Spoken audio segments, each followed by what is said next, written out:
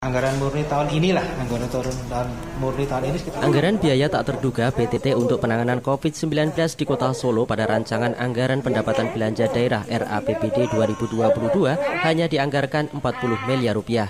Nilai itu jauh menurun dibandingkan nilai total BTT pada tahun ini yang mencapai 110 miliar rupiah. Sekretaris Daerah Sekda Surakarta Ahyani mengakui menurunnya anggaran untuk penanganan COVID-19 di Kota Bengawan.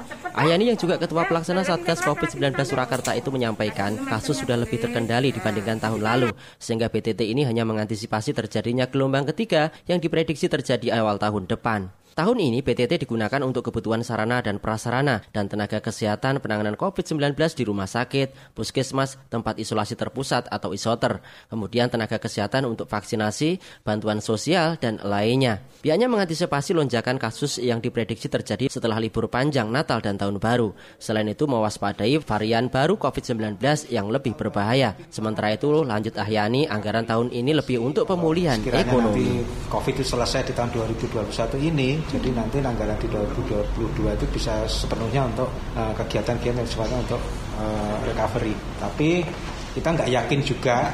Nanti juga kita sangat tergantung dari kebijakan pemerintah. Terpisah Wali Kota Gibran Rakabuming Raka tak mempermasalahkan berkurangnya anggaran untuk penanganan COVID-19.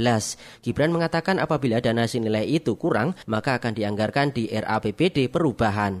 Ia juga menyebut anggaran senilai 110 miliar rupiah pada tahun ini juga tidak habis semua untuk penanganan pandemi. Ya, nanti kalau kurang dianggarkan di anggaran perubahan, Mbak, itu.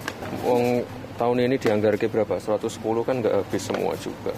Ya, di plot semua untuk BTT ya habis. Kita nggak bisa bangun jalan, nggak bisa bangun sekolah. Berdasarkan informasi yang dihimpun, BTT tahun ini senilai 110 miliar hanya terpakai sekitar 70-an miliar. Sehingga dana tak terpakai bakal masuk sisa lebih penggunaan anggaran atau silpa. Sementara itu Pemkot masih memiliki pekerjaan rumah cukup banyak seperti merampungkan pembangunan Gor Indoor Manahan, pembangunan sekolah, puskesmas Banyuanyar, pembangunan jalan dan jembatan. RRI Surakarta, Mulato Ihsan melaporkan.